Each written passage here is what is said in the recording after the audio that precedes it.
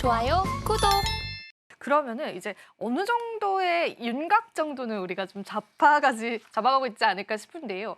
일단은 이 아이오타 같은 경우에는 가장 이제 많은 분들께서 이야기하시는 부분이 거래 수수료가 없다라는 부분들도 많이 언급을 하시는 것 같아요. 이게 어떻게 가능한 걸까요, 교수님? 아까 말씀드렸지만 기본적으로 이거는 일반 IoT에 쓰는 거니까 만약에 사람이 할 때는 네, 수수료가 네. 필요하죠. 네.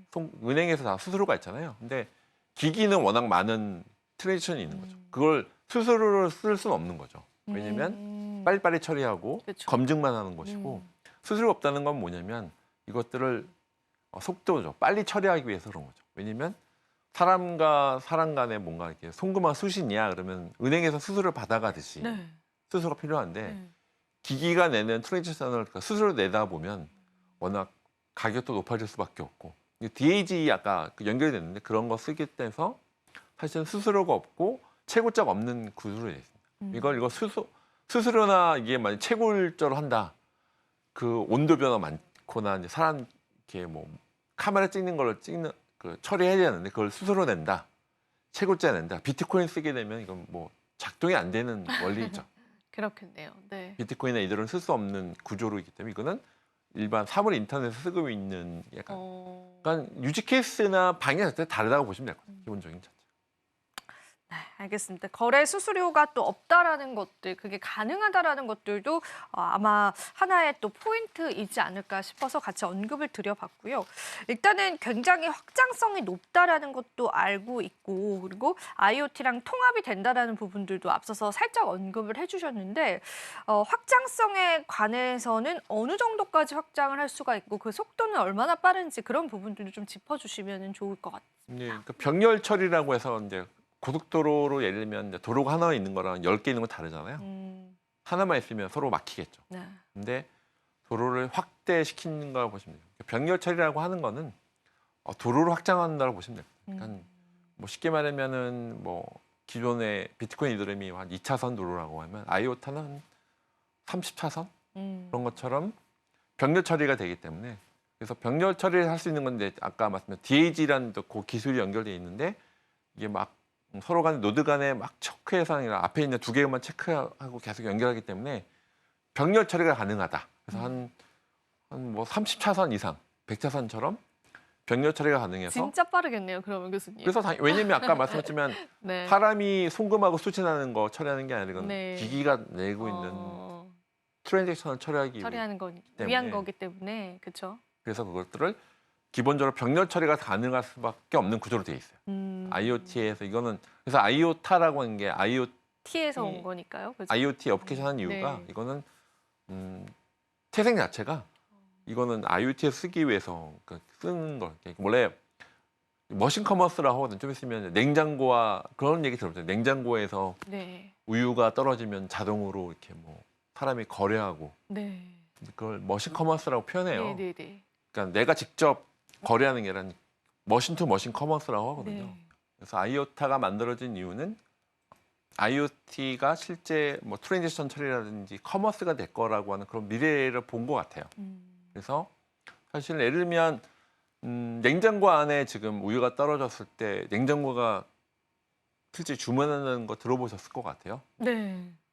진짜 주문됐는데 그건 만약 냉장고 안에 뭐 우유나 달걀이 떨어졌어? 그러면 냉장고가 주문하는 거죠. 그런 것처럼 IoT 안에 여러 가지 기기들이 있는데 기기들 안에서 머신 투 머신 커머스라고 표현하거든요. 그러니까 사람이 개입하지 않고 IoT 기기들 간의 트랜지션이 늘어날 것 같아요. 향후에는.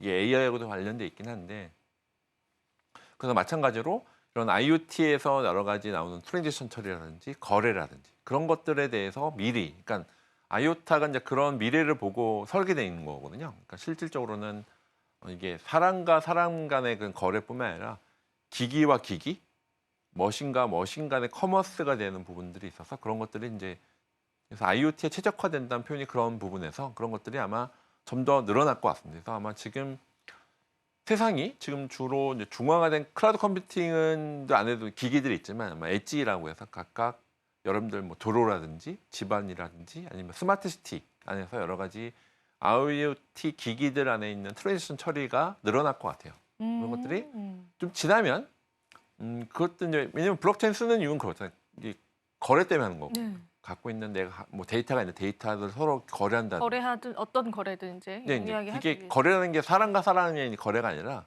좀 지나면 기계와 기계, 기계와의 거래. 머신 투 머신, 그리고 그렇네요. IoT 기기들 간의 거래가 일어날 것 같아요. 근데 뒤에 좀 이제 마켓플레이스 개념이 나오는데요. 그때 아마 아이오타가 이제 그런 시장을 본 거죠. 그래서 일반적인 그래서 여러분들이 이제 거래 이제 저희야 뭐 투자하는 관점에서 IoT 가격이 올랐어만 보시면 안 되고 제가 봤을 때는 왜 아이오타가 쓰일까? 그러니까 IoT에 대한 어플리케이션, 네. IoT 기기들 간의 확장이 되는 것도 분명히 있어서 그런 건 IoT와의 최적화된 건 아이오타가 맞긴 하거든요. 물론 점점점 다른 대안들이 좀 나올 수 있긴 합니다만 아이오타는 그런 IoT들 간의 결합, 화학 그런 것들 화학적 결합을 포함해서 IoT에 가장 최적화된 게 맞아서 그래서 IoT들의 기기들의 아마 활용성이 높아졌을 때 자연스럽게 아이오타가 그 아마 대안 각광을 받겠네요. 네. 그래서 IoT에 대한 어플리케이션이 늘어났을 때는 아이오타가 그런 것들의 뭐 대안 내지는 가장 중요한 레퍼런스 모델이 될 것 같긴 합니다. 네, 좋습니다. 사실 교수님 말씀하신 것처럼 실제로 이제 머신 투 머신, 기계와 기계와의 거래가 후에는 더 늘어나지 않을까 싶어요. 그러면은 그 대안으로 아이오타가 다시 한 번 더 이 생태계상으로의 주목을 받을 가능성은 있어 보인다라는 부분들까지도 여러분들 챙겨 보시면 좋을 것 같고요. 거기에다가 이제 아무리 기계와 기계와의 거래라고 하더라도 보안적인 측면은 좀 중요하잖아요. 그런데 이제 워낙 빠른 처리 속도를 가지고 있지만 보안적인 면에서도 단점이 없을지 그런 부분들은 좀 의문감이 들거든요. 교수님 어떻게 생각하실까요? 사실은 이게 IoT가 요즘에 이슈가 됐던 게 뭐냐면 그러니까 IoT를 하기 전에 이제 IoT는 보안 문제가 있거든요. IoT 기기들 안에서는 굉장히 이걸 해킹하기 쉽거든요. 그렇죠. 왜냐면 일반 서버는 그래도 약간 보안 장치가 있는데 IoT는 장치들은 사실은 해킹이 되게 쉽게 돼 있어서 말씀하신 것처럼 이 보안 문제들이 굉장히 크긴 했어요. 그래서 그것들이 뭐 코디사이라든지 프레이트에서 중앙에 대한 코디네이터를 이제 제거하기 위한 프레이트가 약간 이제 업데이트가 됐는데요. 말씀하신 것처럼 기본적으로 IoT 자체는 워낙 보안에 대한 이슈가 있고요. 그런 것들을 여러 가지 기술적으로 통해서 뭐 코디사이드 뭐 통해서 중앙화된 코디네이터를 제거하기 위한 뭐 아이오타 나이에서도 그런 게 좀 채용이 됐고요. 그래서 그런 것들이 보안이 완벽하게 업데이트 됐다고 보기에는 아직은 좀 미비할 수 있습니다만 그렇구나. 그래서 네. 그걸 좀 시도하는 프로젝트들은 더 늘어나고 있긴 합니다. 기본적으로. 근데 IoT의 보안은 우리나라 이제 뭐 키사라든지 이제 과기부에서 하는 IoT 보안 왜냐면 그런 거 쉽게 설명드리면 홈 비디오, 홈 카메라가 해킹됐다는 말씀 들어보셨잖아요. 그런 것들이 해킹하는 그 단계를 봤을 때는 IoT가 훨씬 더 좀 보안에 취약한 게 있거든요. 그러니까 IoT를 활용한 아이오타는 더 보안에 대한 이제 중요한 부분이 있거든요. 그런 것들을 좀 확대되고 있긴 합니다. 이제 아까 이런 프로젝트를 통해서인데 IoT 자체는 워낙 단말기, IoT 자체에 대한 보안 문제가 이슈가 되는 건 분명히 있고 그것들을 그 리스크를 줄이기 위해서 아이오타도 좀 노력하고 있다고 보시면 될 것 같습니다. 네, 이야기 좀 잘 들어봤고요. 그러면은 앞서서 이제 탱글의 구조에 관해서도 언급을 해주신 부분도 있었는데 탱글 같은 경우에는 우리가 중앙화다라고 봐야 할지 탈중앙화라고 봐야 할지 사실은 교수님께서는 어떻게 생각을 하세요? 처음에 DAG IoT 나왔을 때 네. 이건 블록체인이 아니야라고 강하게 얘기했던 분들도 있으세요.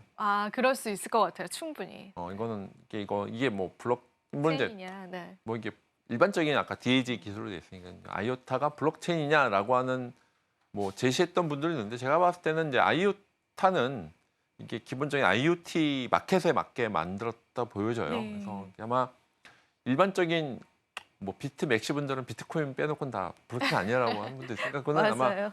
스코프에 따라 다를 것 같아요.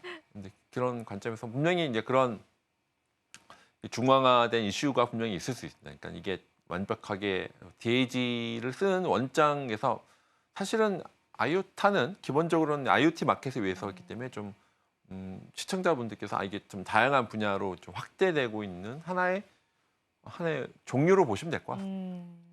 네, 알겠습니다. 자, 그럼 저희가 또 아이오타에 관해서 쭉 이야기를 나눠봤는데 마지막으로 교수님께 또 질문 드리고 싶은 거는 다양한 활용 사례들도 있는 것 같은데 그 활용 사례와 또 앞으로 시장에서의 전망 마지막으로 좀 들어보고 이 시간 마무리해보면 좋을 것 같습니다.